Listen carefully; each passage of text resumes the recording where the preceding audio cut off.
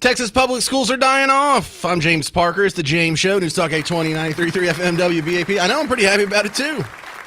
You know, sometimes I imagine new people are probably shocked. Like, he doesn't like public schools? No, I don't like public schools. And the fact that they're dying warms my heart. The fact that they're declining and the public school enrollment for the first time in 40 years is down in Texas. It's a beautiful thing. Few things have injured our society as a whole, like the failure of public education. It's been one of the most expensive, failed, embarrassing projects this country has ever tried. And the more it can be diminished, the better. Now, there's 4 things that are causing school decline this year or any year. Number 1, we have the school choice voucher system kicking in, and that's not a big part of it. A big chunk of the kids, if not most of the kids who got a school choice voucher, were already going to private school. So it did have a negative impact on public school enrollment, but not huge. Immigration enforcement is another big one. When kids like demographically are no longer there, either they move or unfortunately pass away. And so, there's only a handful of things. The one that I think should get more mention, it only gets like one sentence in the storyline, is declining birth rates, which I think is a big problem. But WFAA has a great little rundown here. Communities are already seeing school closures and consolidations as enrollment numbers shift. But a new data report shows that Texas public schools are experiencing a sharp drop in student enrollment. Natalie Haddad joins us now in the studio after breaking down the latest numbers. Natalie, what can you tell us about that? Hey, good morning, you guys.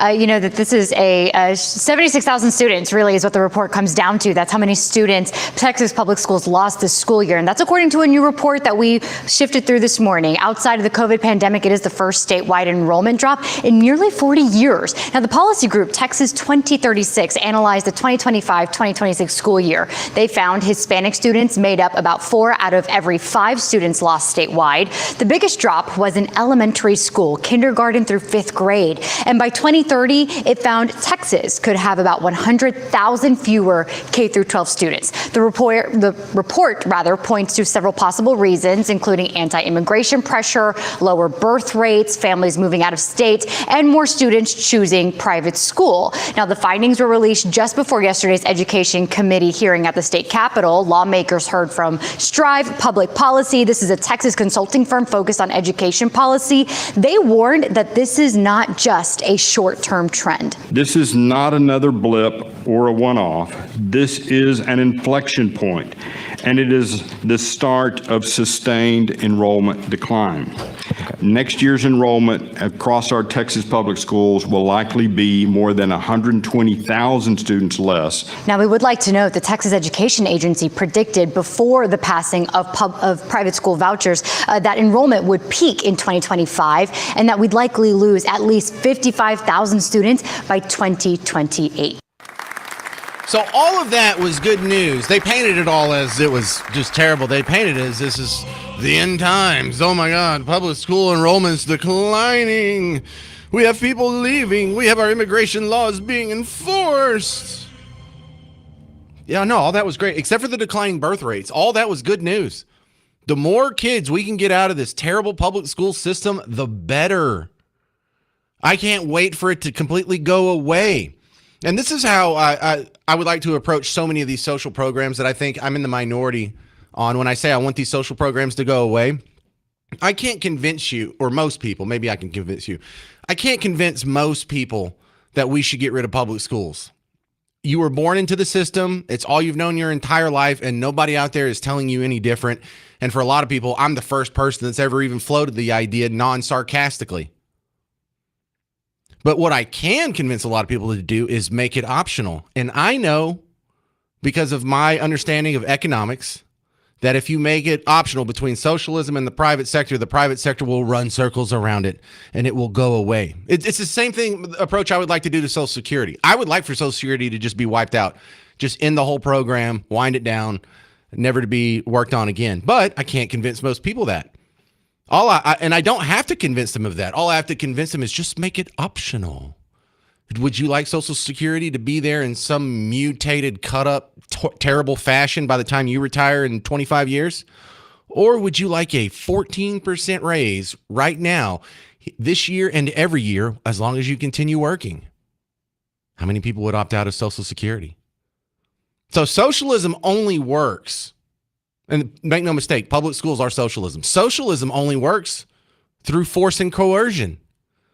The only reason public schools have any attendees right now is because you forcibly make them pay tuition, whether they go to that school or not, through property taxes. They don't have any other options. So, good. Public school decline. It was all beautiful. It was all good. The only negative part I find about this is I'm really concerned about our low birth rates. You know, America's great. Best country ever. We created the freest, most prosperous, awesome country the world has ever known. What good does it do if we just die out with no outside pressure on us, just on our own, just like, I don't want to have babies anymore. We don't need to continue this. It was a good run.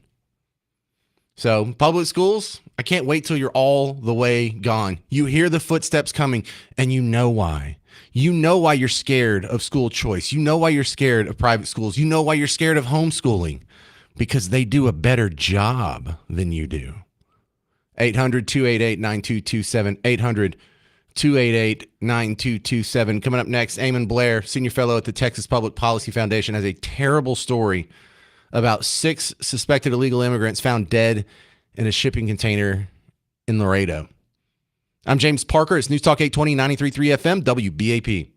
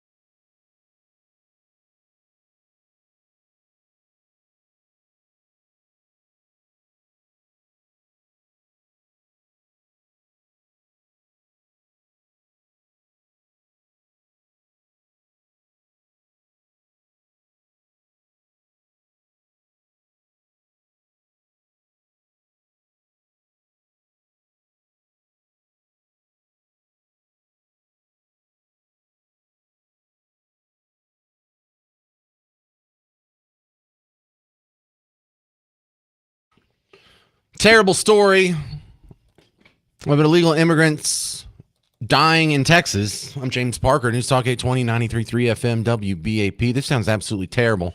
Ammon Blair, for a senior fellow at Texas Public Policy Foundation, is going to give me an assist here.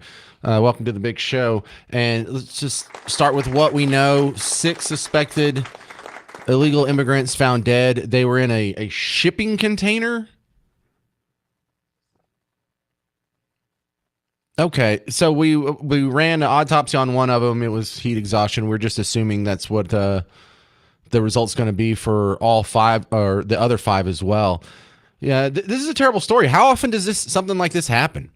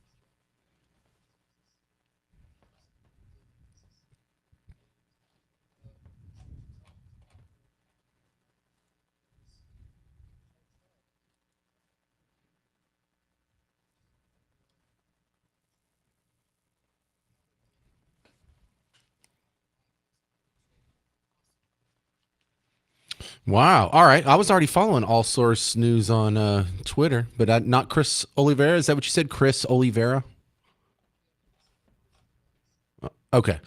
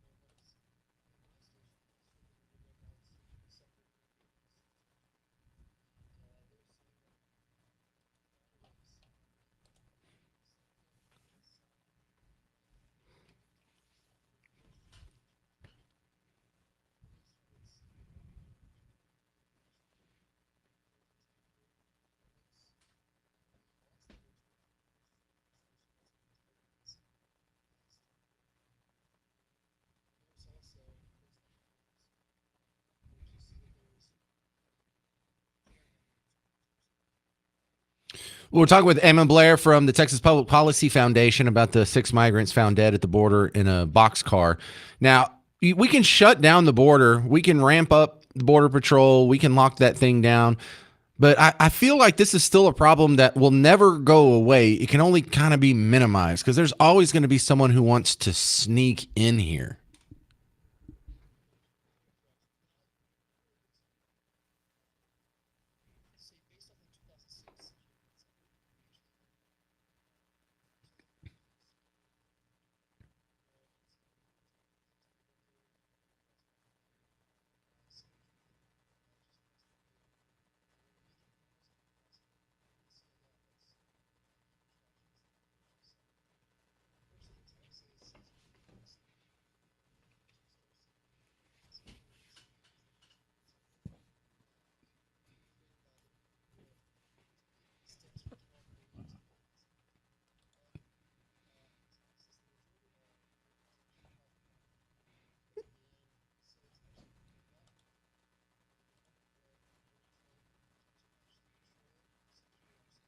All right. Well, now I've got two answers for that. I guess we're going to have to take a mile or so on the other side of the Rio Grande and, just add that to the United States, make that our military zone. That won't cause any problems, right, Ammon?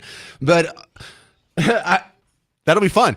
We could enforce it. It'd just be fun. The other part is I just think we have to turn down the magnet. The fact that they can come over here and immediately put their kids in schools that are superior to what they were getting at home, get medical care superior to what they were getting at home, get it for free. They can still rent apartments and buy cars and buy property and do all and live a good life here, even if they're illegal. And until we turn some of that off, I think we're only causing more people to die in such a horrific fashion.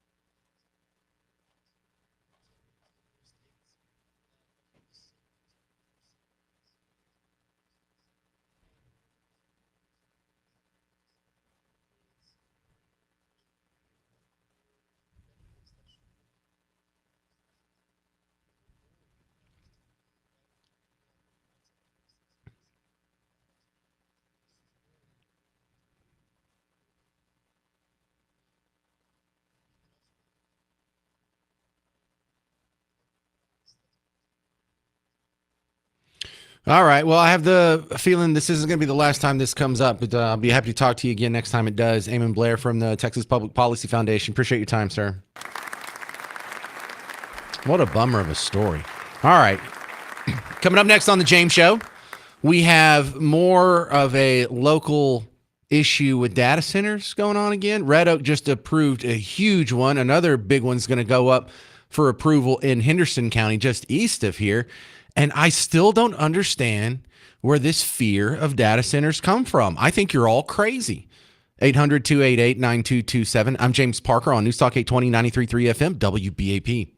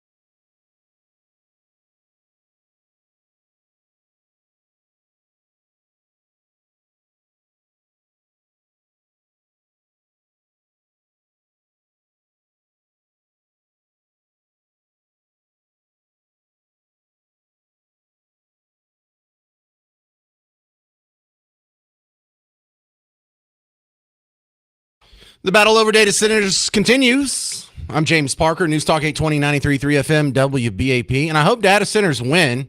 I don't know where this whole anti-data center movement came from. Who taught you to be scared of data centers? Because data centers are not causing all the problems the critics say it is. It really bothers me. This is the problem with like the global warming debate. They say, well, if we don't do something, the temperature is going to be 2 degrees hotter in 100 years. Well, I can't disprove that, so we can't even have a conversation, nor can I ever prove you wrong because you're not talking about what's happening in the real world. Because the global warming conversation should be, hey, remember all those predictions we made in the 90s? See how all of them came true? Well, that's not what happened. They made all these predictions, 70s, 80s, 90s. None of them have come true. Like the parts per million has come true. But the flooding and the catastrophe, and there's still snow on Kilimanjaro, and there's still glaciers at Glacier National Park, and Miami's not underwater, and all this. We haven't had 100 million people die of starvation. So data centers are the same way. They act like this is some concept that we couldn't even imagine. Whoa, what are we going to do with these big buildings using all this electricity and water, and they make noise, and it's just awful. Well, you can go look around. They have data centers already. Why aren't you showing me where, hey, we've been building data centers over here in Virginia for 20 years, and look at how it's destroyed the community. Well, we've had data centers, and the epicenter for data centers in America is Virginia, and that's not what the stories are telling you. So real quick, let's review what we're doing here right now in DFW. Red Oak just approved a data center, WFAA. Red Oak was the latest city in our area to approve another data center project. And like a lot of the others, that approval came after hearing from a packed room full of opposition. We don't need another data center. You don't know what the health impact is. You got them all crunched together. You're going to have a mass exit. You're going to ruin this community. You're going to ruin it. Council chamber filled with people, most all of them speaking against the proposal, so much so that the fire marshal had to close access to the meeting 20 minutes before it started. But despite the protest and pressure, the council voted 4-1 to approve each the tax abatement item and zoning item needed to pave the way for Compass Data Centers to build what will be the 6th data center project in the city on this piece of agricultural land. Like other communities, the residents speaking against it do not like the noise and environmental concerns connected to data centers, but council members say they've tried to tailor each proposal to the area and the use proposed for the project. The city manager has told us in the past that these data centers are self-contained and will help generate revenue, which in turn will help their city lower their tax rate. Let's go to the epicenter of the data center industry in America. More specifically than Virginia, it's Loudoun County. Loudoun County, Virginia. It's right outside. It's a close suburb of Washington, D.C., and you can understand why they would be the data center capital of the world. The most powerful government, the most powerful entity man has ever known, with an almost insatiable desire for bandwidth, is right there. Also, the geographical proximity to the biggest military in the world. Also, a good explanation on why they would want to put so many of them right there. But they have been having an explosion of data centers in the last 10 years. And over the past 10 years, the amount of taxes that they get from data centers has exploded as well. Now, some people complain that data centers don't employ a whole lot of people. You know, for a 400-acre complex, it's only going to have a few dozen employees. That's not a whole lot. Well, why don't we look at it from a give and take perspective? Because they've gotten so much in revenue from the data centers, when they crunch it versus the services it needs, it's requiring from those taxes, you know, using the parks or the hospitals or the roads or whatever. For every dollar that data centers use in services from taxpayers, they pay $26 into the system. In fact, Loudoun County has enjoyed their data center explosion so much that over the past 10 years, the Board of Supervisors in Loudoun County has lowered the real property tax rate for citizens like you every single year. It went from $1.14 in a tax, you know, per $100 in assessed value for your home, to 80 cents. So it went from $1.14 and a half. So what, $1.15 to 81 cents, 80 and a half cents. So it's dropped by like what, more than 25%? You complain about your property taxes going up. Maybe data centers can help with that. And you know why it's been so advantageous for the taxpayers in Loudoun County? Because for every $100 in assessed value, they're paying 81 cents. Data centers are actually, their property taxes are assessed on their square footage, and they pay $600 per square foot. So I don't know where this whole anti-data center issue came from. You can go find reports that in some instances, someone has had the electricity go up alongside the building of data centers. That's not necessarily a correlation causation debate here, because you got to think about it. If they are going to use more electricity, you're like, well, more demand on the same amount of supply, the cost will go up. Then we build more supply. And then if we keep building supply to match the data centers, then you have a bigger economy of scale and everybody's rate could go down. I don't know where this all came from, but somehow the news has people who are otherwise aware, politically and economically sane, saying insane things. They're saying, like, I think half the people that were at Red Oak would not say that they're socialists. They would not say that they support Bernie Sanders and AOC, but they sounded just like him. These data centers power thousands of high-intensity computer chips that are processing at all times and require massive amounts of energy. Yeah. So we need to ban them, right, AOC? And while the American people are suffering, big tech continues to demand more. More data centers, more energy, more data collection, more American jobs replaced by AI, all on the feet of the American people to pay. And across the country, Democrats, Republicans, and independents are standing up. People No, we're not. are standing up to big tech and saying no. No, I'm standing up for big tech. We all have these phones and we're all using them all day, every day. They run on data centers. Data centers are going to be built. Do we want that investment? Do we want that tax revenue? Do we want that income to be here? Or do we want it to be somewhere else that's going to benefit from it? Data centers are a net positive. It is driving me nuts that you people are fighting it off. Oh, we don't want jobs. We don't want technology. We don't want income. We don't want an expanding tax base. We don't want productivity. We don't want assuredness that our internet's going to be the last one to go out because we're right next to a data center. Who is teaching you this? Where are you learning? I feel like the old PSA. Like, who taught you how to do this? Kids who use drugs, or parents who use drugs. What was that name?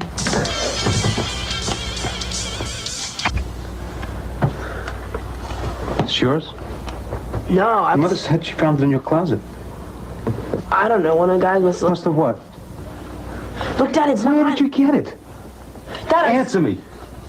Who taught you how to do this stuff? You, all right? I learned it by watching you. Parents who use drugs have children who use drugs. Yeah, so media who tells you to hate data centers makes people who hate data centers. Think for yourself for 5 seconds. Who taught you data centers are bad? And why all of a sudden do you sound like Bernie Sanders and AOC? Congresswoman Alexandria Ocasio-Cortez and I understand what is at stake. That is why today we are announcing legislation to impose a moratorium on the construction of new AI data centers until strong national safeguards are. No.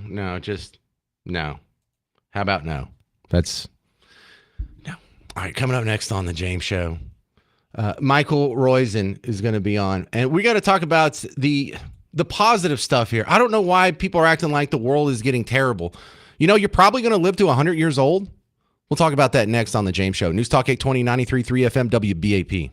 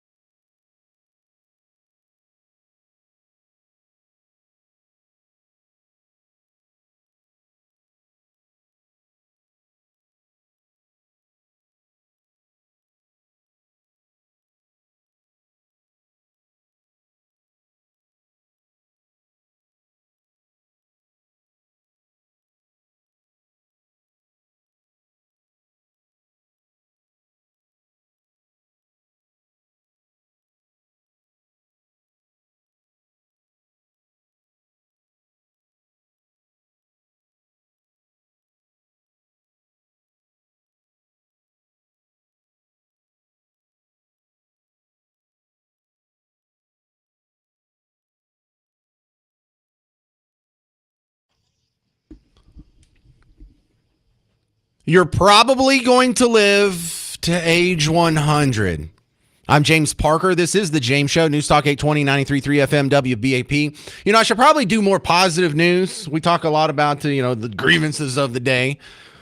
But while so many people are saying the world is declining, why are we all going to hell in a handbasket? I don't think we are going to hell in a handbasket. I think things are getting better every day. Just look at how awesome your phone is. You didn't even have that when you were a kid. Look at how awesome Netflix is. Isn't that better than the 3 channels we used to skim through when we were growing up?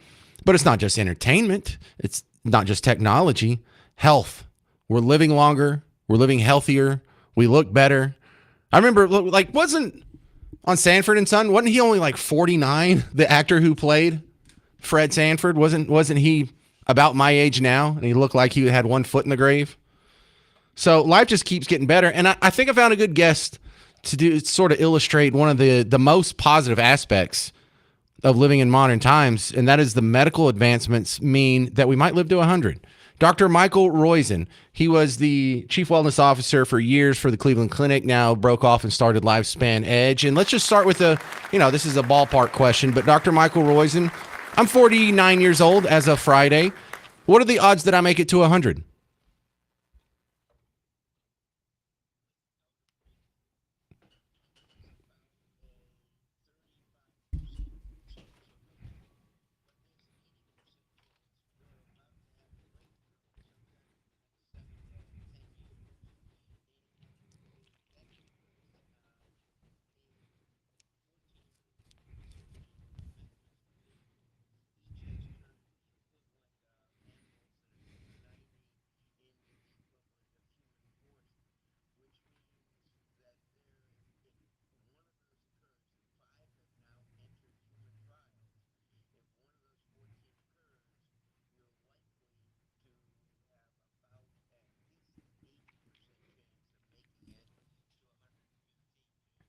Well, I think we're going to get breakthroughs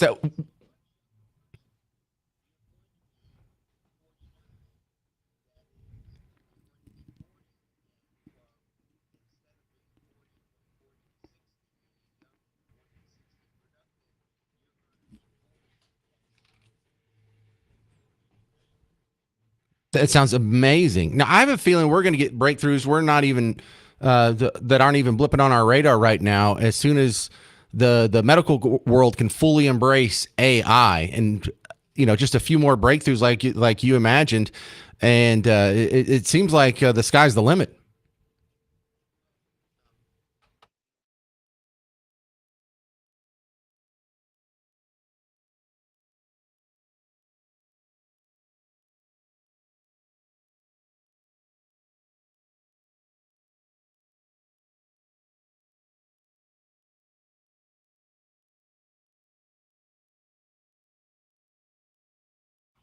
I'm sorry to interrupt, doctor. Is this like the process where you scrub the free radicals? That discussion is that?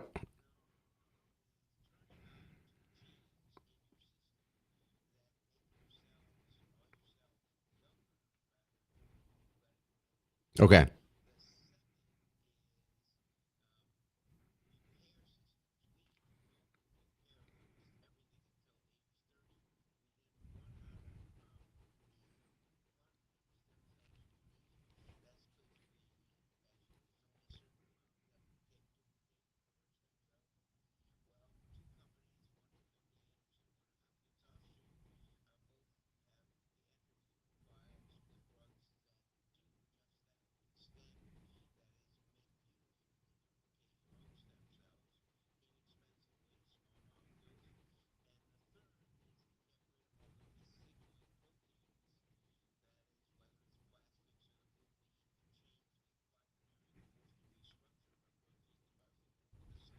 I'm sorry, that's a new word. Did you say quaternary? Okay.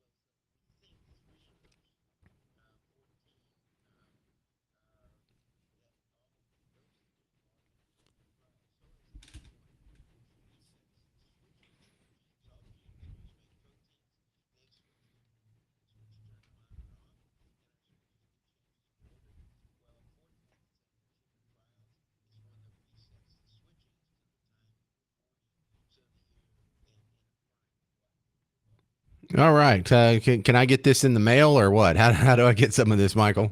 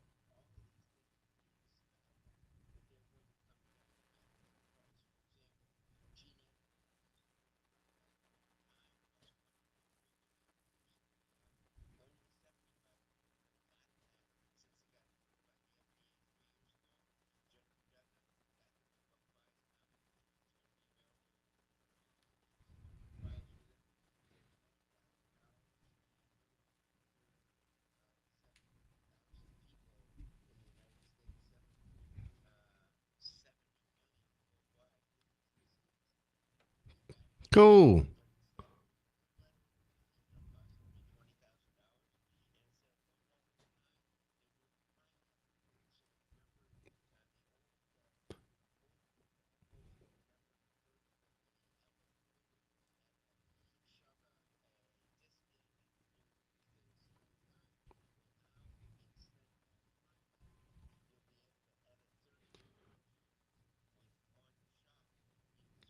That all sounds good. Dr. Michael Roizen, sorry I'm out of time here, but I really love the conversation. He has a good book out there called The Great Age Reboot. You can look for his business up on Legacy in Plano, or was that Frisco? Well, it was up there. Yeah, so Lifespan Edge. All right, well, thank you very much, Dr. Michael Roizen. Coming up next on The James Show, here locally, we're having more of the battle with the water park Muslims. I'm James Parker. It's News Talk 820, 93.3 FM, WBAP.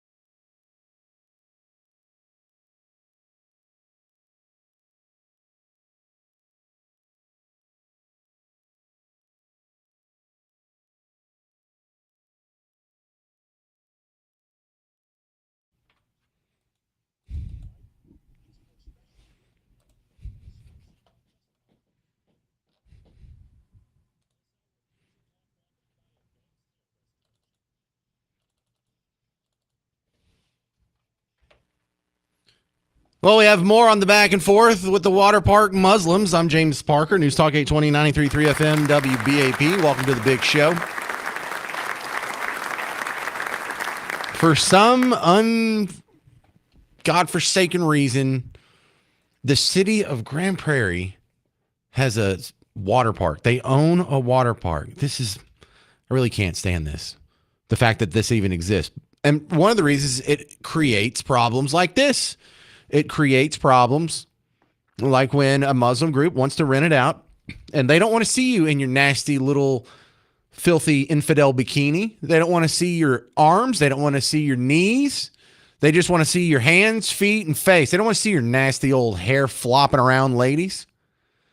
And so part of me feels for them. If they want to have their own event with their own dress code, I have nothing against that, except it's on taxpayer-funded property, and we all decided with the Civil Rights Act back in the 1960s that we're not going to be able to discriminate and exclude people based solely on their religion. Now, when you have a Muslims-only event on public property, that's what they were doing. So they changed the flyer, and no one buys it. Oh, no, it's not Muslims only. See, we changed the flyer. Oh, okay, so it was Muslims only? Yeah, but we did this last year. Okay, so there's evidence that y'all have already discriminated against people based on their religion. Funny y'all should bring that up. So I'm not asking them to get charged with a crime. I'm not asking them to get thrown in jail or sued. But the governor did lean on Grand Prairie, said we're going to pull funding if you don't cancel this event. They canceled the event. Now they're making themselves out to be some persecuted martyr. Kind of a appropriate use of that word. So there's been a back and forth.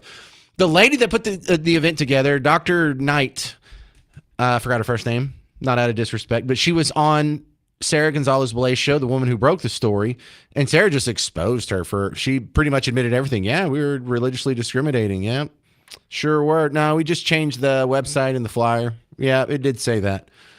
And so she looked like a fool. Sarah exposed her. I guess she thought it was going to be a friendly interview.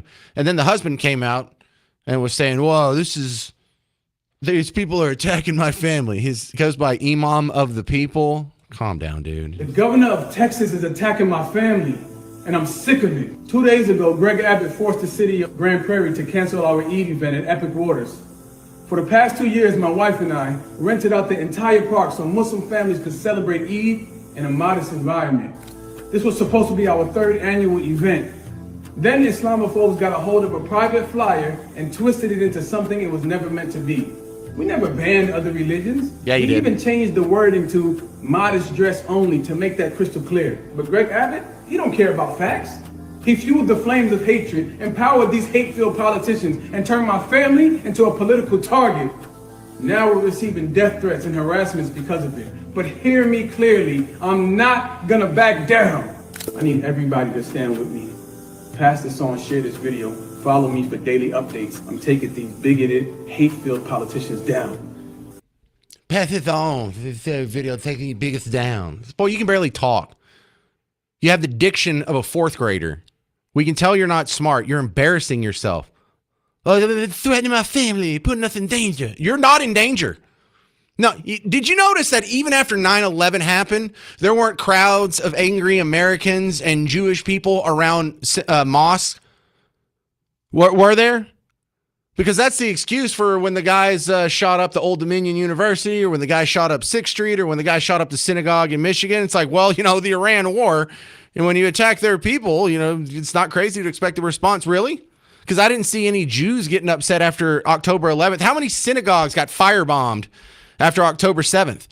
Huh? How many Jewish crowds went and accosted a mosque after the two Jews were shot in D.C. outside the Jewish Heritage Museum, or the Jews were blowtorched to death up in Colorado, or the just myriad of Jewish attacks? So there's an update to it. This is the video he put out. Was this yesterday? Yeah, Imam, the people's Imam again. Dude, you're not in danger. There's no such thing as Islamophobia. Now, granted, there are people who have an irrational fear of just about anything. But there's not religiously themed terror attacks happening against Muslims on a regular basis, or even near to the attack to which the Muslims are committing the terror attacks. Y'all commit far more religious related violence than you take in. And you damn well know you're not in danger. So here's the people's imam again. My life is in danger. No, it's not. And I think I just figured out why. So yesterday I talked about Governor Greg Abbott canceling our private Eid event and how my family has been getting targeted nonstop ever since. Canceling my private Eid. No one's targeting your family. No one even knew that y'all were married. No one knew if you had a family. You could have just been a single person who no one cared. We wanted you to not discriminate against religions on public property. That's it. Then I found the woman who claims to be the person who wrote the story, the super Islamophobe herself, this lady. I broke the story and I have an update. My wife's information gets spread online on purpose by her to her hateful followers. People start targeting my family. Death threats start coming in. You see, you don't have to worry about death threats. We don't pick up guns and go to 6th Street and shoot people we disagree with. In fact, we don't do that ever. We're the civilized ones. Look, of all the political violence that's happening now, whether it's a shooting at an ICE facility in Dallas or Alvarado, it's a left wing. Whether it's the Free Palestine protest, left wing. BLM violence, left wing. Antifa protest, left wing. Tesla fire bombings, left wing. The anti-capitalist murder of the United Health CEO and then the goober that started the Palisades fire. Whatever the violence is coming from, it's from some flavor of left wing. So we're the only safe people to be around, sir. So I DM her directly. Did the DM she showed in her video? But it's not the whole DM, Sarah. You left out a really important part. If you want to see the full DM, comment DM in the comment section below. But then she brings me into the video. Little me? You want to come after the imam of the people, Sarah? You sure? This is what you want to do? You think that makes you sound tough? You think you sound like bad in street right now? You coming after me? Dude, get out of here. You're lying to our face. We know it. We know you're the dangerous ones. Your ideology, whether it's political or religious, is far more dangerous than the people that you're supposedly scared of. And by the way, we're not scared of you either. We outnumber you so bad, and we juggle guns for fun since we were children. I know who I am. This is where I realize what this whole thing is really about. Let me guess, racism. The clip she uses is me speaking at the Muslim American Society saying, Muslim American Society, and those two identities have to be rectified. You don't have to choose anymore. You can be both. Then she pauses the video right there and says, First of all, that's absolutely false. Second of all, that's the real issue, not the water park. At the heart of this whole thing is the belief that Muslims do not belong in America, that you can't be Muslim American. How unconstitutional is that? Have you ever heard of the First Amendment? Ma'am, you're not American. How about that? And honestly, as a black man in America, that mindset sounds real familiar. Because once upon a time, there were people in this country who believed my ancestors could never truly be American either. Yeah, they were called Democrats, by the way. Just want to throw that in there. Leftist. So I wonder what Sarah Gonzalez's relationship is to that mindset. Not at all. Actually, she's part of the party that was formed to shoot as many Democrats until they stopped. She's a Republican. See how that works? Because it sounds awfully familiar. Sarah, you like to do some digging, right? Well, you got the right one, because I like to dig too. You dig it, and I got supporters with me. Ooh. I appreciate all the support y'all been giving me this last video. It made me feel like I'm not fighting this fight by myself, and we can't take down this system by ourselves. Somebody asked me, how are you going to take down Governor Abbott? It starts with these bigoted, hateful, racist, Islamophobe podcasters who the government is employing to sow seeds of division between Americans and spew hate. We take them down first. It starts with her. Share this video as much as you can. Let's expose them one by one. We can do it. Assalamu alaikum. More on the saga of the water park and Muslims next. 800-288-9227. Don't you feel like you win whenever they say you're racist, sexist, bigot, homophobe, Islamophobic? I think we just won the argument. 800-288-9227. I'll explain next on The James Show. News Talk 820, 93.3 FM, WBAP.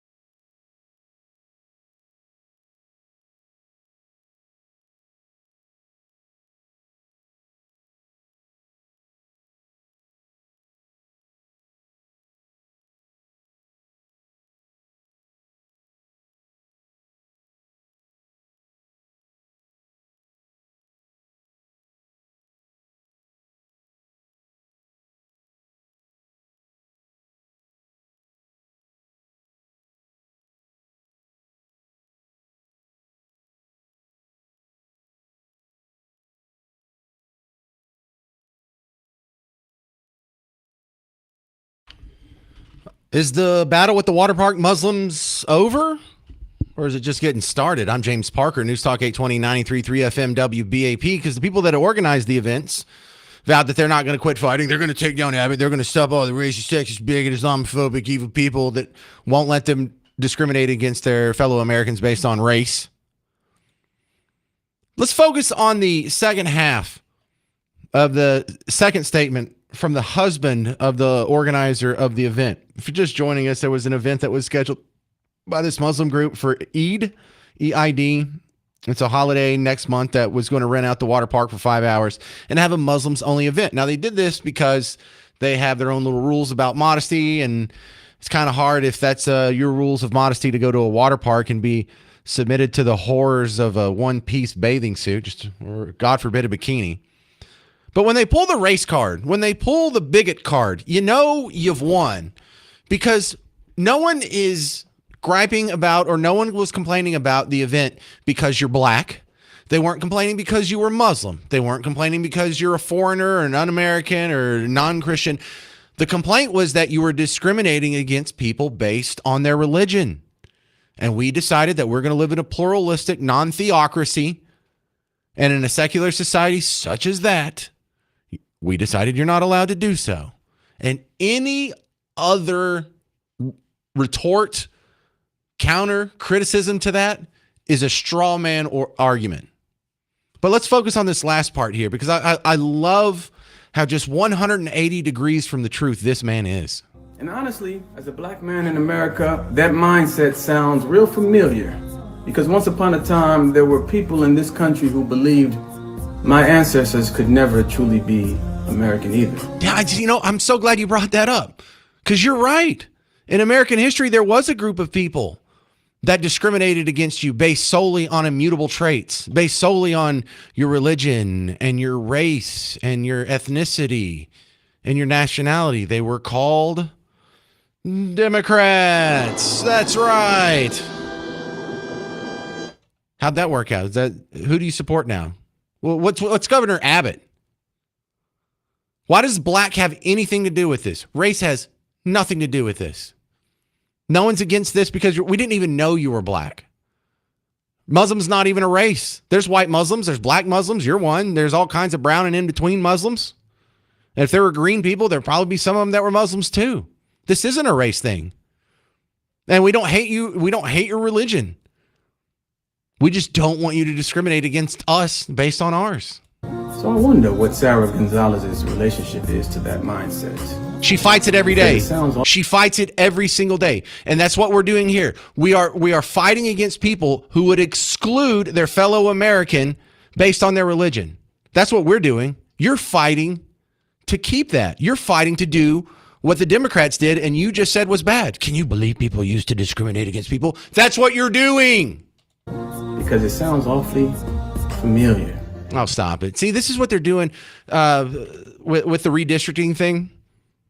Redistricting is obviously non-constitutional if it's based solely on race and if races are getting different treatment. Like, you can't go up to Massachusetts right now and say they have 40% of their population that votes Republican but zero congressional representatives. You can't say, well, all these 40% of people who are almost exclusively white, they're not having their they're having their rights disenfranchised, and so we should carve out a little district for them so they can at least have one representative. But that's what they do with black people in the South.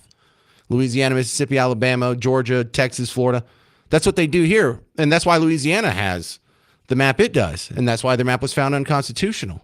So now that we're going to be judged not based on race anymore, that's now considered to be somehow racist.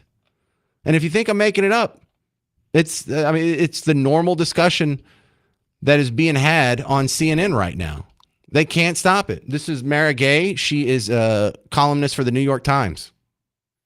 It's clear just the swiftness with which these Southern legislatures moved, these Republicans moved, to eliminate black political power. It's clear that the Republicans see black political power as a democratizing force, which it is. They understand that. And this is a way to consolidate power. And it's also a way to express white supremacy. So it's both. I believe in democracy. I believe in the ability of people to organize. But make no mistake, this is devastating. And the gravity of this is only beginning to make itself felt. Yeah, removing the Democrats' special power to draw themselves districts based on race is white supremacy. Makes total sense. Here's Bakari Sellers sitting next to Scott Jennings on CNN last night. There is a casual laughter from people we believe to be our friends on the right who are showing us true colors today, because the most sacred, or one of the most sacred acts you have in the United States of America, is the ability to cast a ballot and elect someone and send them to Congress, the State House, or a mayoral seat that represents your interest. And now black folks throughout the South are being silenced. Oh, stop it. All right, you'll hear Scott Jennings reply to that. And we'll weave this all back into the water park Muslim debate as well. If they're throwing the race card, that means you're over the target. 800-288-9227. I'm James Parker on News Talk 820 93.3 FM WBAP. Hey, homeowners, James Parker here for Blue Ribbon Roofing. We just had another round of storms. We're not done with the bad weather yet. And when it comes to a super expensive repair on your house, in fact, of all the home repairs I've ever made, the roof was the most expensive one. If you get this wrong, it's going to cost you thousands of dollars. And I don't expect you to go out there and start following around roofing companies and doing audits on them and making sure that they do the work and they do a good job and they do the follow-up. You don't have time for that. It would be ridiculous for you to expect you to do that. So the shortcut is you hear about one of the companies on the radio, and that you don't stop there. You go look at some of their reviews and you see what their neighbors have said about them. So you heard from them from me. Then you go to blueribbondfw.com. You scroll down, you read some of the 5-star Google comments. And you know what? Here's a little secret of the pros. Don't just stay on the website. Click through to the actual Google reviews page and you'll see this isn't a bunch of curated, hand-picked, cherry-picked positive reviews. That's the norm. And if anything happens, if you fall through the cracks or you have any problems, you can call me and I'll give them a text and make sure they get you well taken care of. But it starts with you going for your free roof inspection to blueribbondfw.com.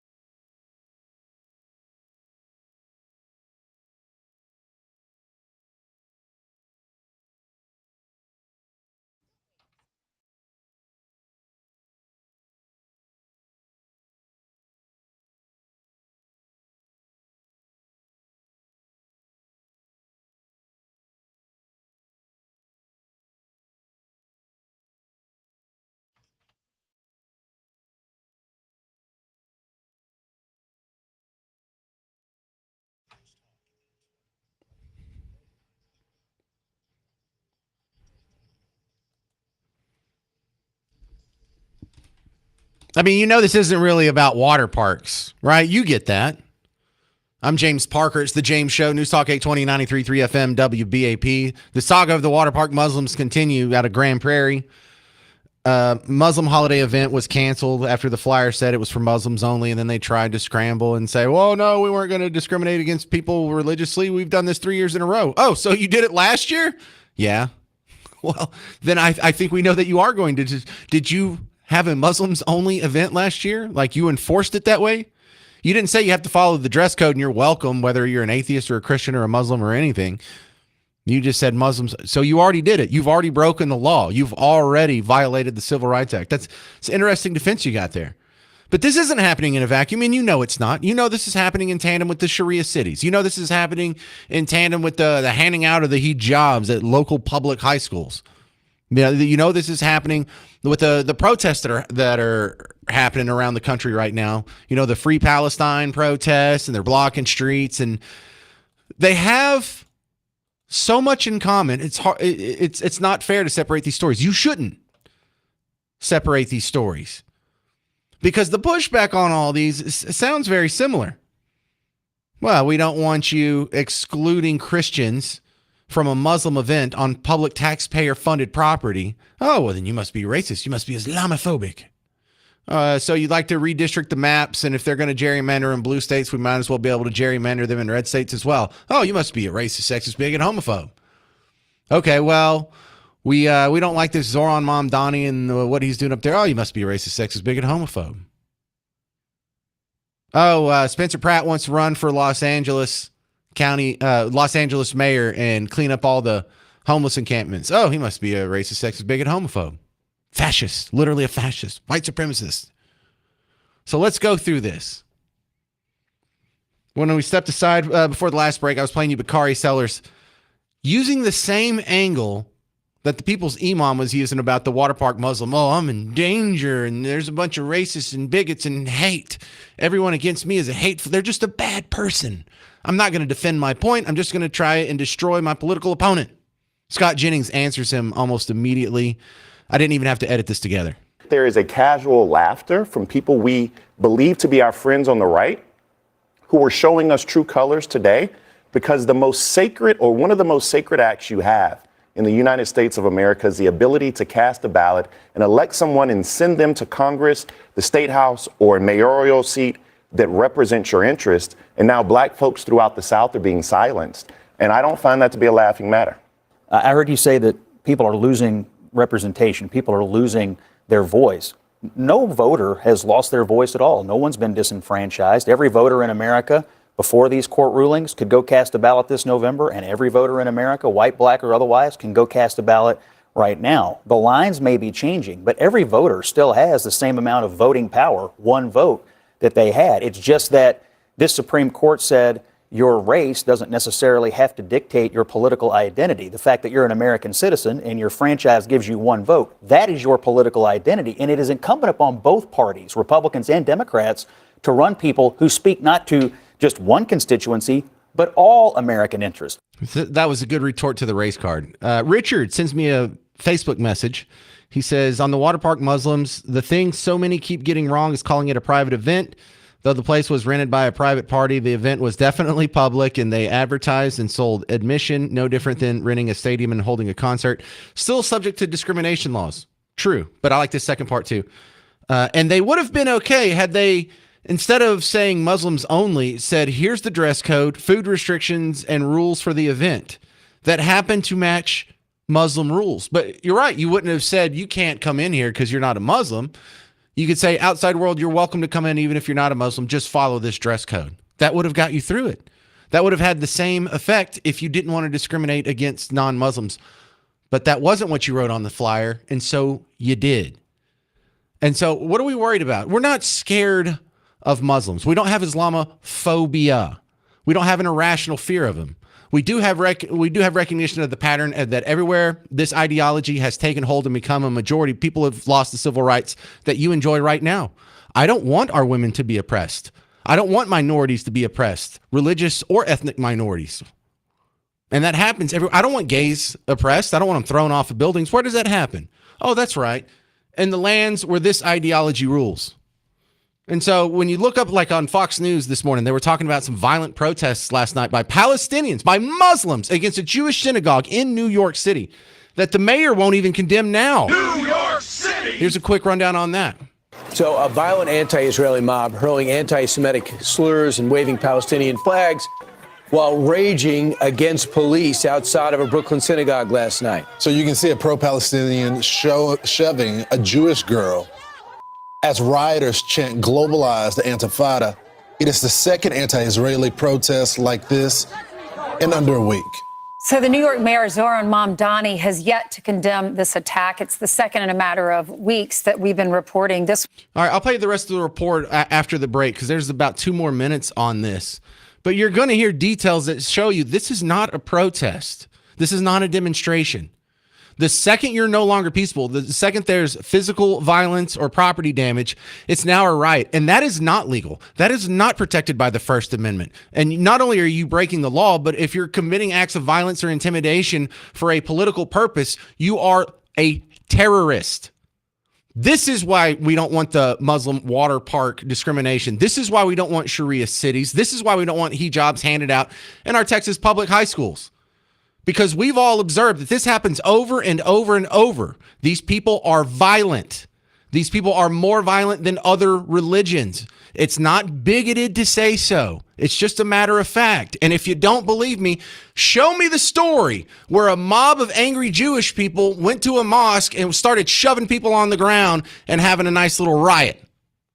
Can you find one? Can you find one in America that's happened?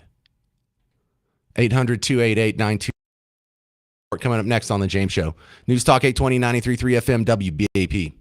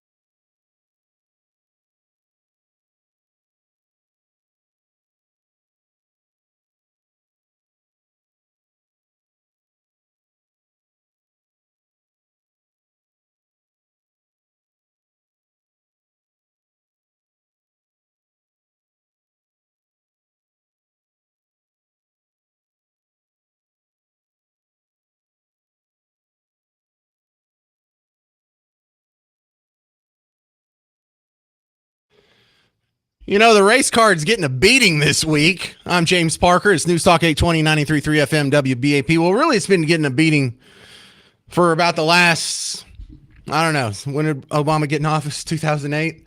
It's been 20 years of just race card being beat to death. And when you use the same excuse to argue against water park Muslims or to argue against getting homeless people out of the streets of Los Angeles, or if it's thrown at you, if you want to redistrict your maps and gerrymander, it's done, dude. It doesn't work. You're going to have to come up with something better than that. Because maybe we're not racist and you need to actually debate us on the merits of our opinion instead of making up straw man insults that don't even apply.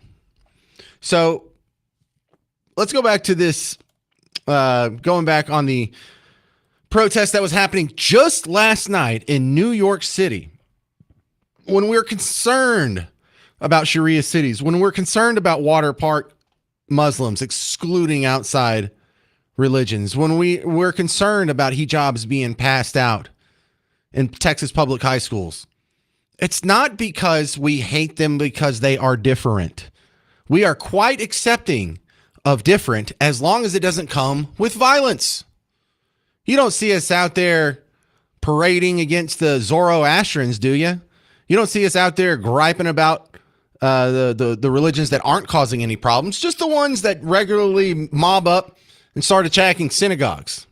We continue with the report from Fox News. This was on Fox and Friends this morning, which this should be a huge story because technically speaking, this is a terror attack. This is a Muslim terror attack. Violence or intimidation for a political ideology is a terror attack. That's the definition. So a violent anti-Israeli mob hurling anti-Semitic slurs and waving Palestinian flags while raging against police outside of a Brooklyn synagogue last night. So you can see a pro-Palestinian shoving a Jewish girl as rioters chant globalize the Intifada. It is the second anti-Israeli protest like this in under a week.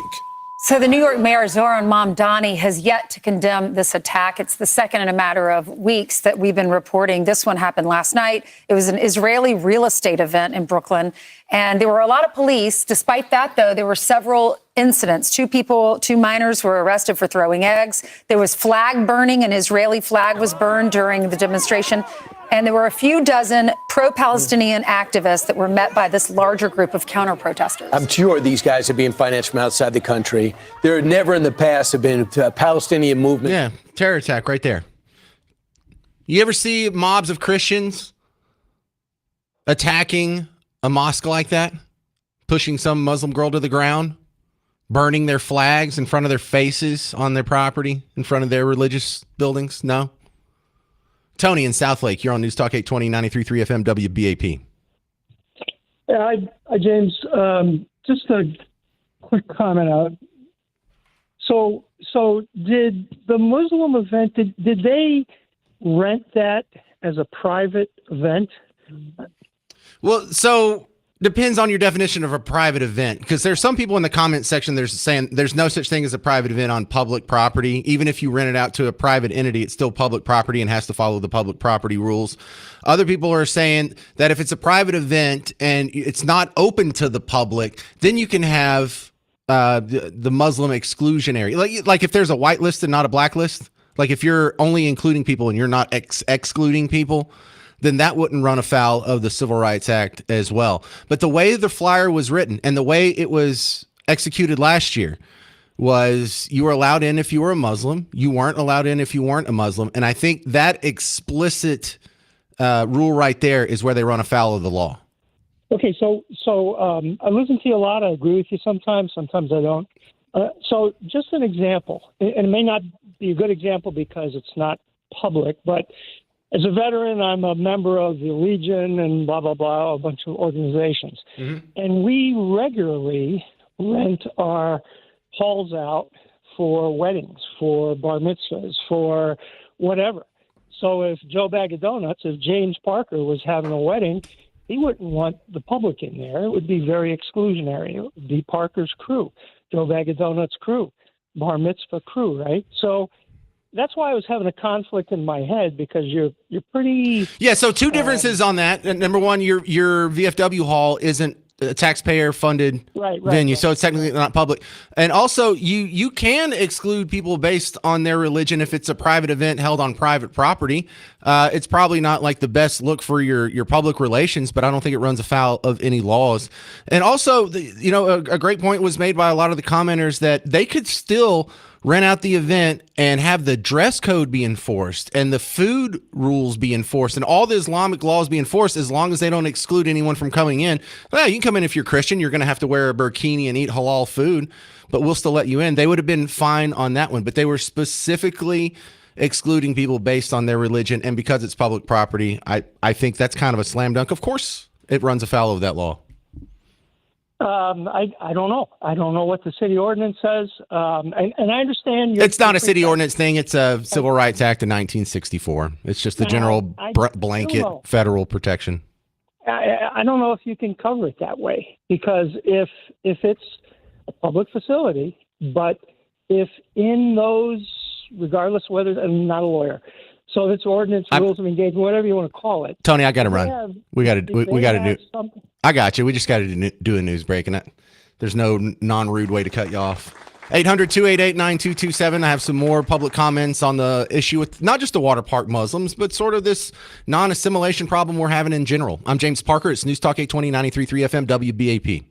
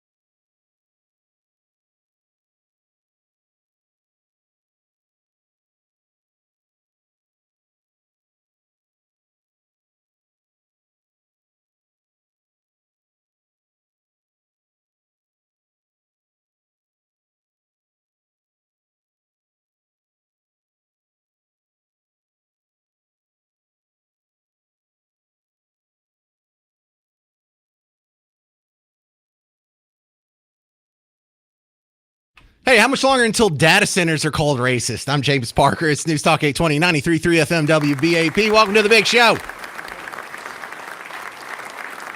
Yeah, so we know the saga of the water park Muslims isn't about the Texas taxpayer defending the serenity of our water parks. We know this is about a group of people who are coming here whose ideology is not compatible with the civil rights enshrined in the Constitution.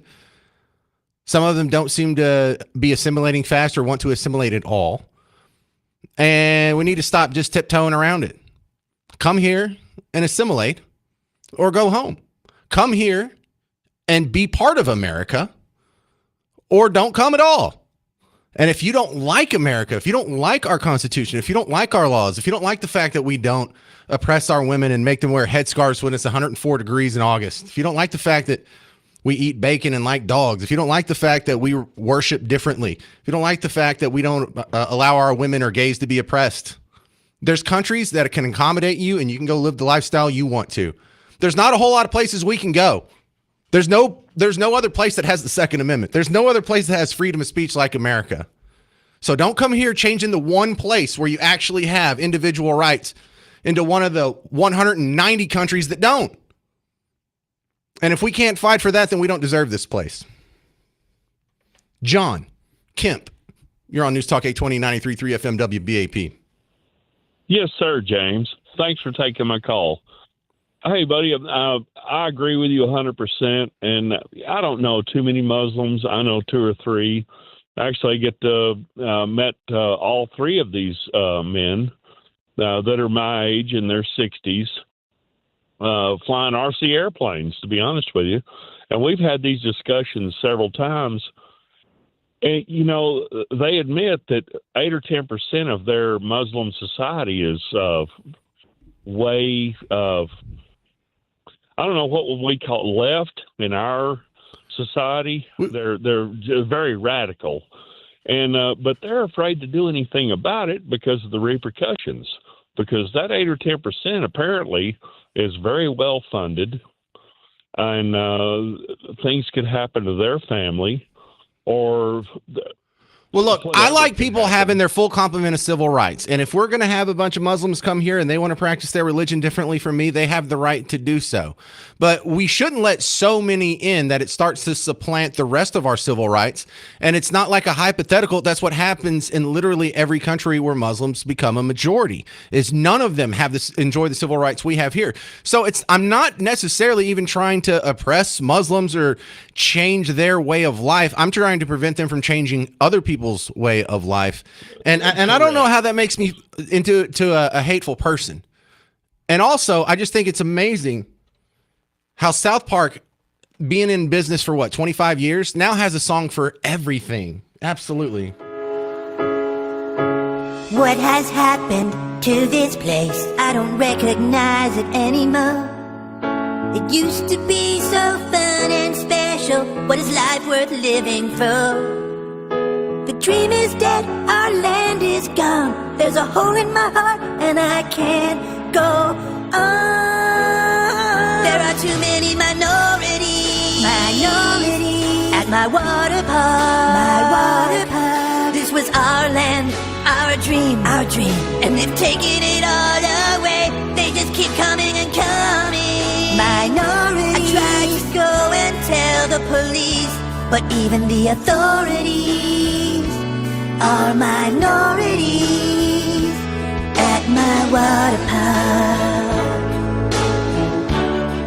Yeah, they were robbed. That should have won a Grammy. Coming up next on The James Show, our friend Chris Putnam from the Dallas Express has more on public transportation. Dart violence happened again, another dart shooting, and it happened a block away from where I'm sitting right now. And also, we're having an issue with rogue robo taxis in Dallas. I'm James Parker. It's News Talk 820, 93.3 FM, WBAP.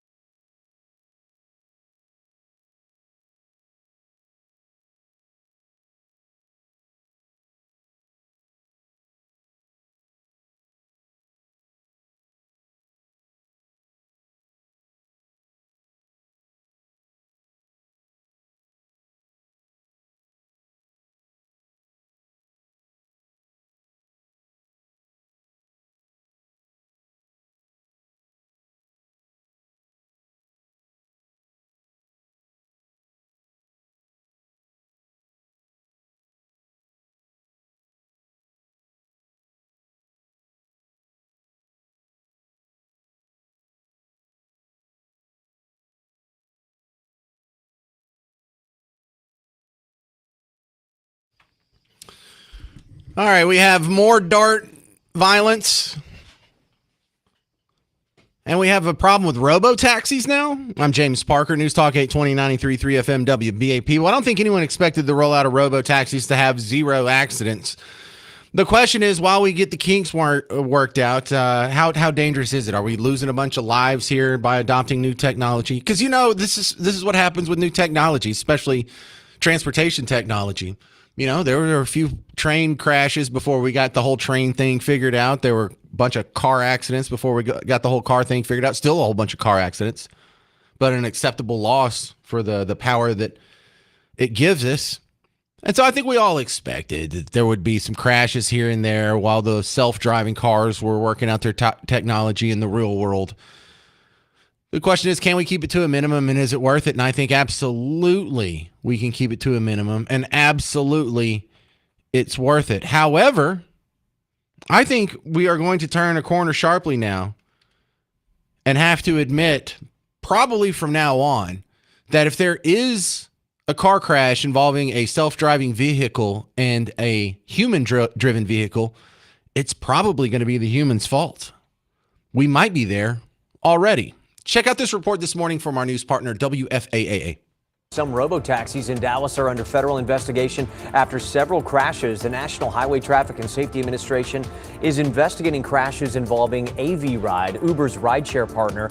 The robo-taxis have been on the road in Dallas since September, but video shows some driverless cars changing lanes into the path of other cars and failing to stop or slow down. In a statement, AV Ride says in most cases the cars were traveling at low speeds and that other vehicles were at fault. The other vehicles were at fault. Now, I'm not saying that they're blameless. There's a cool viral video. Scary, probably a better adjective for it. There's a viral video on DallasExpress.com that I saw right before the show started, where here in Dallas, there was one of these self-driving cars, and it was at a red light, and it kept trying to go. Like it was going to go, except a car went crossways because they had the green light. And it's like, oh, better wait for this car. And then when it started to go again, but here comes another car. And it eventually kind of did that Frogger thing, or if you're younger, Crossy Road, where it kind of did the start and stop, and it went through a busy intersection. Now, it didn't cause a crash, but that was kind of scary to watch. And that's the thing that we're all worried about. I get in this car that doesn't have a human being in it. How do I know this thing's not going to kill me? Well, if it's 10 years to the future and you've seen millions and millions of people do millions and millions of rides in self-driving cars with minimum accident, then your brain feels better. But with new technology and without that body of evidence, you are right to be a little bit hesitant to be on the front lines of breaking technology like that, because there's going to be hiccups. There's going to be starts and stops. You don't want to be the first guy that gets a VCR. It's probably going to eat your tape. You don't want to be the first guy that flies on an airplane. You don't want to be the first guy to do to go into space. These are dangerous enterprises. So it'll work itself out, though. I have a feeling in the very near future, most of us are going to have self-driving cars, and there's going to be something in your car insurance contract that is going to change whether or not you're driving yourself or the car is driving itself. Like, I bet for some of you, it's not going to cover anything unless the car is driving itself. I bet you some of the rates change whether or not you have self-driving cars.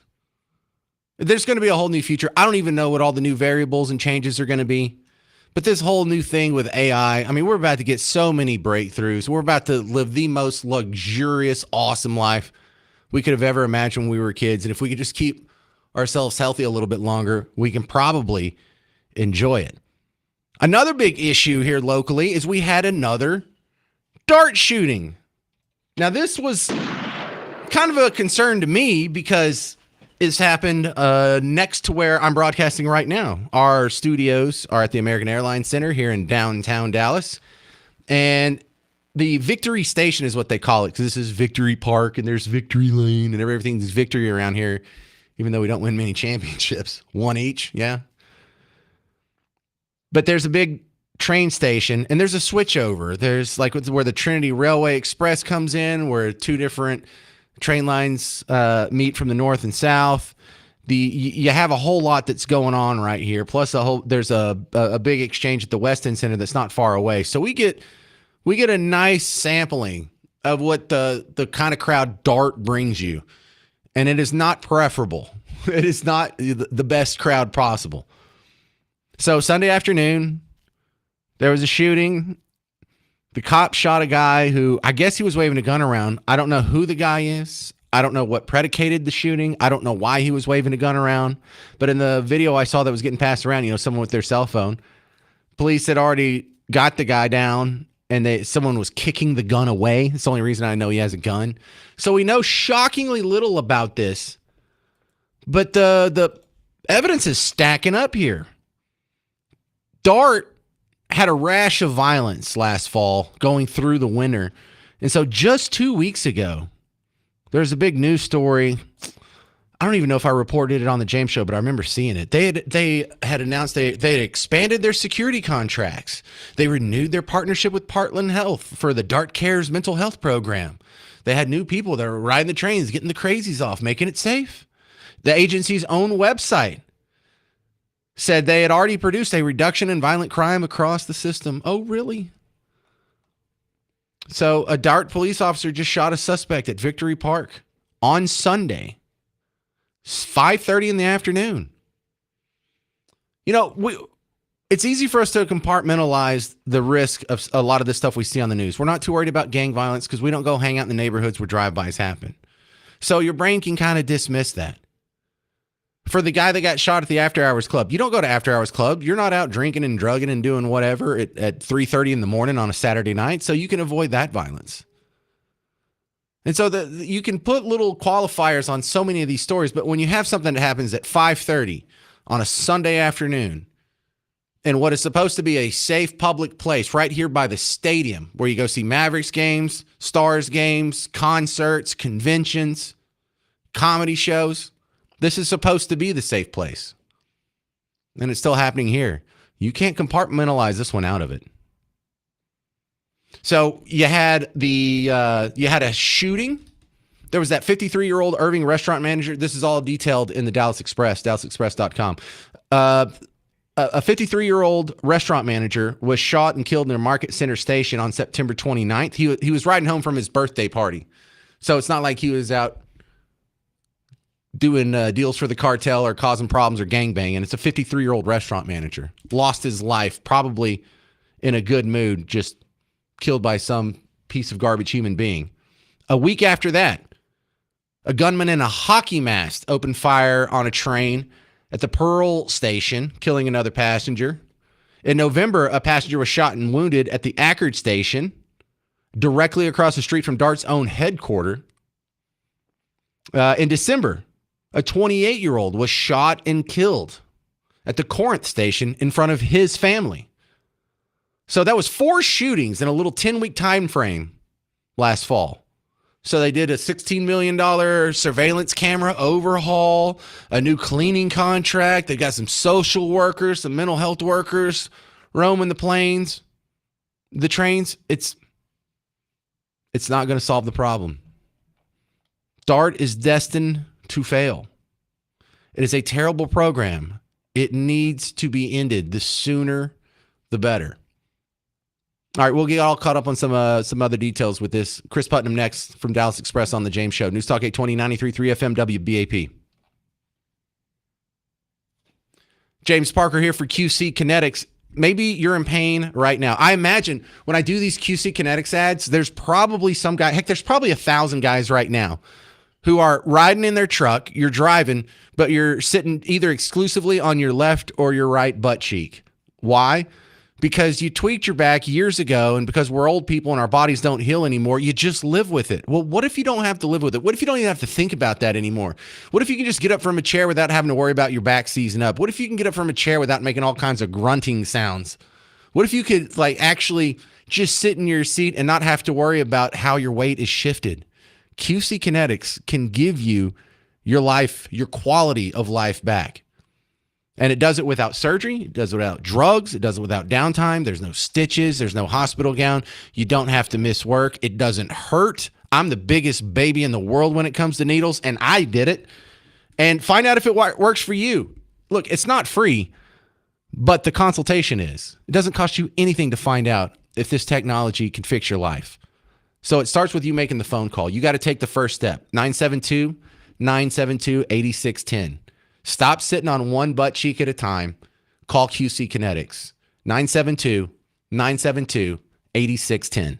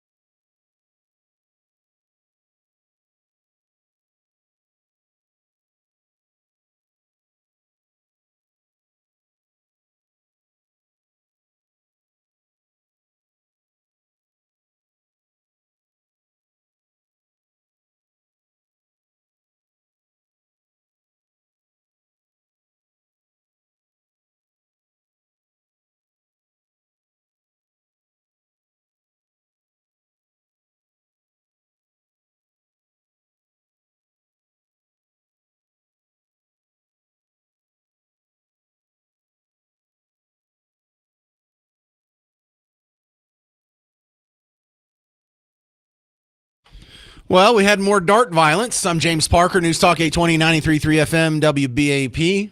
I'm your host, James Parker.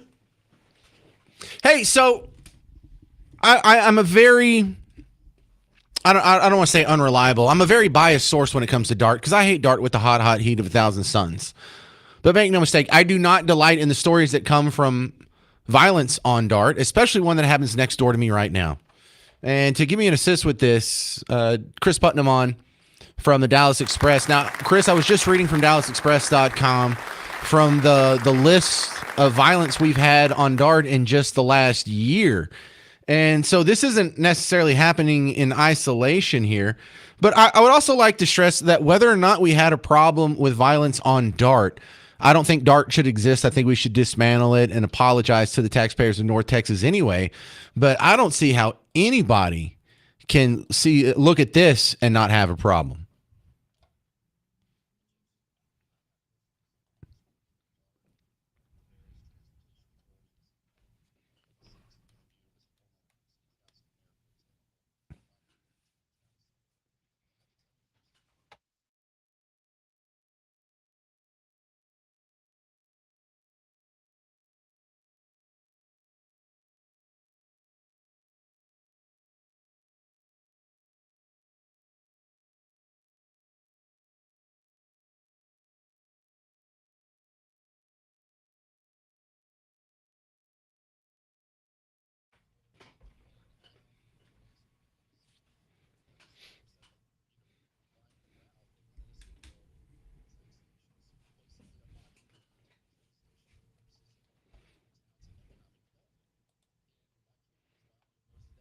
Violently opposed to it.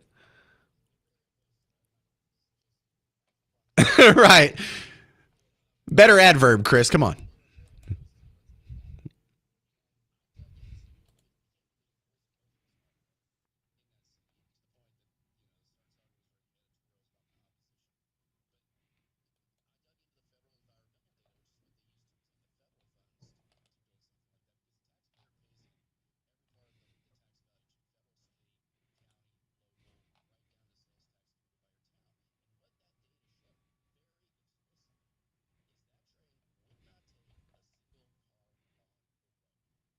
Mm-hmm.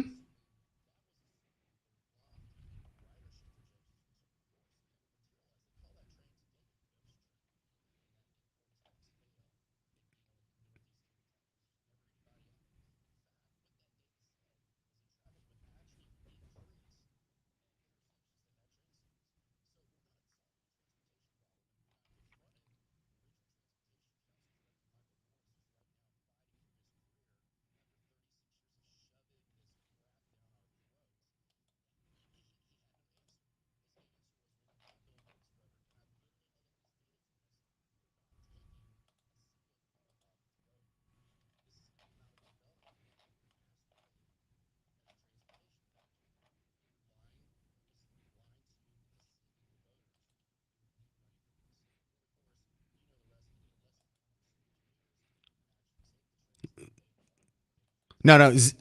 You're overselling that. 0.6% of commuters use any form of dart, trains or buses.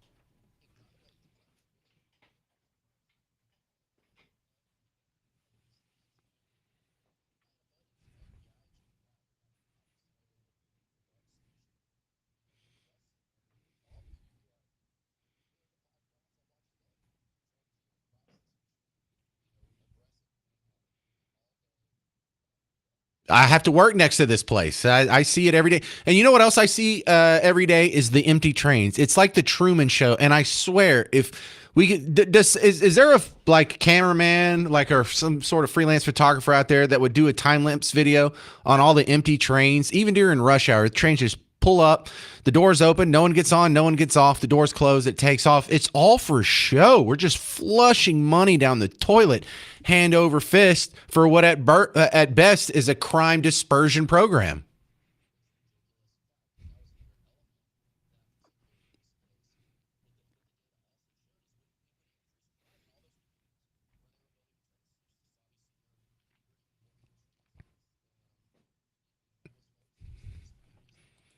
Yeah. I I feel like you're reading from your own newspaper because y'all had the article that was showing the heat map of crime, and it was like a lot of Deep Ellum, and then pretty much every other place was next to a DART station where we had problems with violent crimes, like the hot spots with violent crime. But look, listen.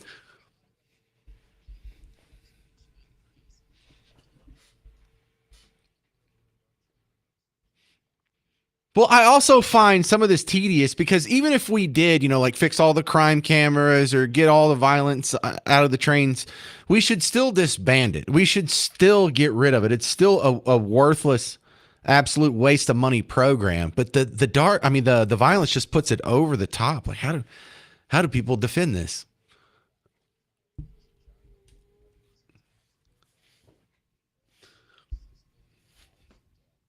Yes, hang on, but Chris, this isn't a problem with DART. This happens in every major metropolitan area that tries public transportation. It's just a problem with socialism, period. Socialism is not better than capitalism. It's not better than the free market. Whether it comes to schools, whether it comes to healthcare, whether it comes to getting your butt from point A to point B. But Chris, coming up on the other side of the break, we're going to talk about what I think is going to replace DART, and that is these self-driving taxis. However, we're having some bumps in the road, pun intended. Chris Putnam from the Dallas Express continues with me next on The James Show. News Talk 820 93.3 FM WBAP.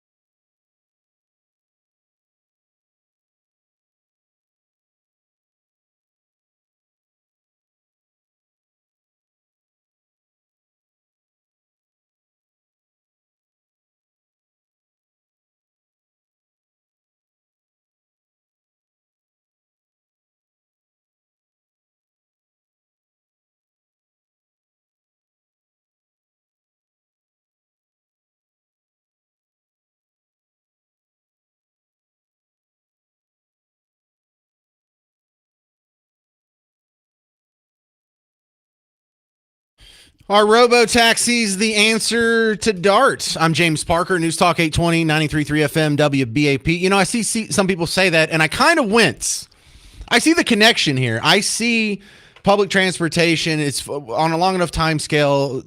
Human beings are going to get smart enough to recognize what an embarrassing failure it is, and will probably offload in some part to self-driving taxis. I don't know exactly what the new future is going to look like, but I don't need robo taxis to want to get rid of DART. We're continuing with my buddy Chris Putnam from Dallas Express, DallasExpress.com. You know, kind of interesting perspective you have there, Chris, because not only are you the guy that's running the Dallas Express that's documenting a lot of the problems we're having with DART or the rise of robo taxis, you were also involved in local government and dealt with DART and public transportation from that angle as well. And I just want to reiterate, there's no fix in my mind for DART. It's not like you could change a policy or relay the tracks or redo the bus routes or put up some cameras or clean up the crime or clean up the smell, and I would be okay with DART. I want that thing gone anyway. But Chris, I have a caller here that might be for both of us. Greg in Saxe. You're on News Talk 820, 93.3 FM WBAP. Hey, gentlemen, I just wanted to confirm what you said about the crime disbursement. I have a friend who's a Plano police officer. He said when DART showed up, crime went up exponentially, especially at the end of the line. And what DART did a sneaky thing. They told Plano that, hey, this is going to be great for you. And instead what they did is the end of the line is now in Plano. So all of their indigents and drug addicts and crazy people get dumped off in Plano to commit crimes all night. So bad now that the city council, they're going to pull out of DART and pay millions, maybe hundreds of millions of dollars to break the contract because they said, we're shutting it down. We're done taking your crime. And also in Arlington, my son lives in Arlington, and they said, hey, we're just going to do rideshare. They contracted a private company to build an app, to build a private rideshare thing for them. And as long as you're going within the city limits, you get door-to-door service in an Arlington rideshare app. And I think you can pay a little extra to bounce out to, that's free. But if you want to pay some, they'll subsidize you doing Uber and Lyft if you need it to be quicker than that. And I think that's really the solution. Door-to-door service, perfectly safe, and they're saving millions of dollars doing it.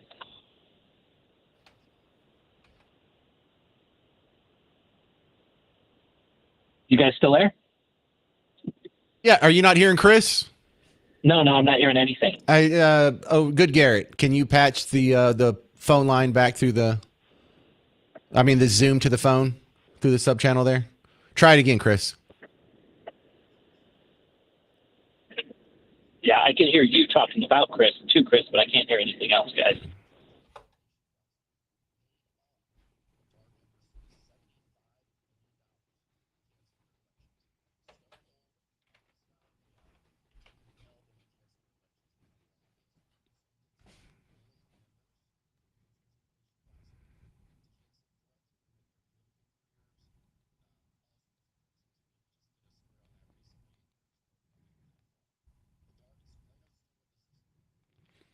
Yeah, and you know what? I like the rideshare solution as well. I don't understand why it has to be subsidized by the taxpayers. I don't get that. Like it's pretty cheap already, but if you don't have to include the human element and the car element is something that can run 24 hours a day, 7 days a week, then I think it's going to become so cheap that funding it will be possible for even the poorest among us.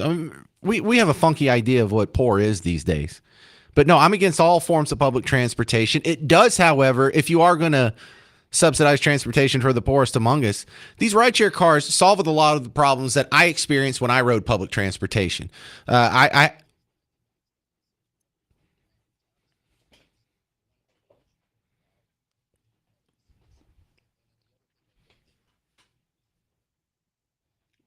boring company that tunnels underground.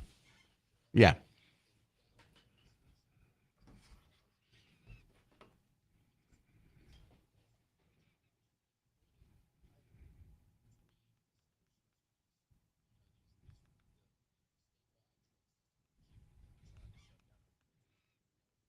Um,